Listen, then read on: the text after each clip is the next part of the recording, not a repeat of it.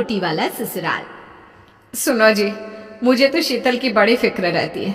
उसका ध्यान तो बस घर के बाहर दोस्तों के साथ घूमने फिरने में ही रहता है। उसे कुछ बोलो तो एक नहीं सुनती। मैं तो कहती हूँ इसकी जल्दी शादी वादी करवा दो, वरना लड़की हाथ से निकल जाएगी। तुमसे ज्यादा चिंता है मुझे शीतल की शादी की। कल ही वो रामपुर वाले मौसा जी को फोन भी किया था, बता रहे थे एक लड़का है नजर में। उनका अपना घर है और लड़का भी अच्छा है। अरे तो फिर बस बात चलाओ ना, एक बार देखे तो सही लड़का और घर बार कैसा है। कौन से लड़की की बात चल रही है यहाँ? तुम्हारी शादी की बात चल रही है बेटी। अब तुम्हारी शादी की उम्र हो रही है तो लड़का तो देखना पड़ेगा ना। उफ़ो, मुझे अभी नहीं करनी शादी वादी। ये तो मेरे खेलने कूदने के दिन है। बहुत खेल कूद ली तुम, अब घर के काम धाम सीखने की कोशिश करो, समझी? ससुराल जाकर हमारी नाक मत कटवा देना। सब्जी काटनी तो आती नहीं इसको, तो नाक ही कटवाएगी। अरे मैं इसे शादी तक अच्छे से सब सिखा दूंगी। आप तो बस उस लड़के से इसकी शादी के बाद चलवाओ। कुछ दिनों बाद कुणाल और उसकी माँ शीतल को देखने घर आते हैं। कुणाल दिखने में बड़ा ही स्मार्ट होता है, शीतल तो उसे देखती ही रह जाती है। देखो जी, हमारी कोई डिमांड तो है नहीं, बस हम चाहते हैं कि लड़की घरेलू हो, घर के सारे कामकाज संभाल ले। अब आपके परिवार में तो बस 3 ही लोग हैं, पर हमारा तो खूब भरा पूरा परिवार है। बाकी हमें लड़की के घूमने फिरने दोस्तों से मिलने से कोई दिक्कत नहीं है।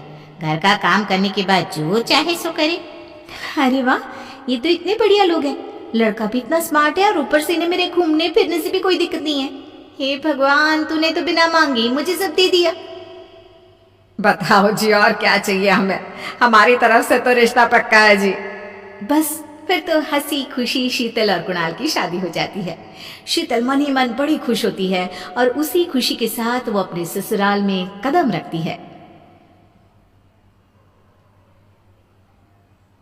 आओ बहू, तुम्हारा अपने ससुराल में स्वागत है। ये मिलो अपने परिवार से। ये तुम्हारे ससुर जी, तुम्हारी ननद सुनीता और गीता, सुनीता के पति राजेश और उनके 2 बच्चे राजू और चिंटू। ये ना हमारे साथ यहीं रहते हैं। ये तुम्हारी दादी सास हैं और बाकी लोग अभी बाहर गए हुए हैं।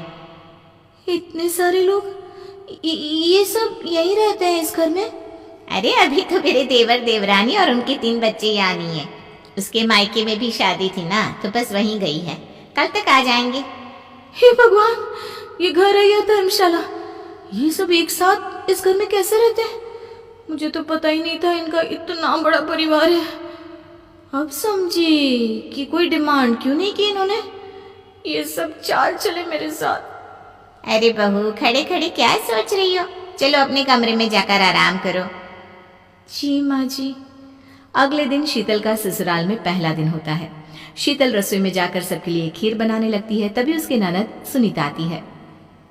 अरे वाह भाभी, आज क्या बना रही हो? बस दीदी, आज वो पहली रसोई है ना, तो खीर बना रही थी। अरे भाभी, ये खीर भी रहने दो।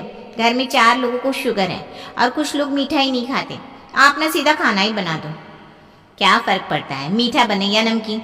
बस बहू के हाथ की पहली रसोई होनी चाहिए ना। जी दीदी, तो फिर मैं खाना ही बना देती हूँ। आप बता दो खाने में क्या बनेगा? बस सिंपल सी कोई सब्जी बना दो, जैसे आलू गोभी या आलू मटर, और उसके साथ रोटियां सेक दो। हमारे परिवार में अब तुम्हें मिलाकर पूरे 20 लोग हो गए हैं। 15 बड़े और 5 बच्चे। बड़ों की 6-6 और बच्चों की 2-2 के हिसाब से रोटी बना देना। चलो मैं चलती हूँ, सब देख लेना। हाँ, बड़ों की 6-6 रोटी, मतलब कि 15 लोगों की 90 रोटियाँ, और बच्चों की 2-2 रोटी, मतलब 5 बच्चों की 10 रोटियाँ। 90 और 10 मतलब कुल मिलाकर 100 रोटियाँ। हाय, मैं तो मर गई। 100 रोटी अकेले कैसे बनाऊंगी? माँ, ये तुमने मेरी शादी कहाँ कर दी? शादी से पहले तो मैंने कभी 4 रोटी से ज्यादा नहीं बनाई। शीतल एक बड़ी सी परात में 100 लोगों के हिसाब से आटा निकालती है और उसे गूंथना शुरू करती है। आटा गूंथते गूंथते शीतल के पसीने छूट जाते हैं। उसके बाद बारी आती है रोटी बनाने की। शीतल एक एक करके रोटी बनाना शुरू करती है और 10 रोटी बनाते ही अपनी कमर पकड़ लेती है। हाय, मैं मर गई। मेरी कमर टूट गई खड़े खड़े, और ऊपर से इतनी गर्मी। मैं 100 रोटियां कैसे बनाऊंगी? अरे भाभी, सब बाहर रोटियों का इंतजार कर रहे हैं। जरा जल्दी जल्दी रोटी सेक दो। सब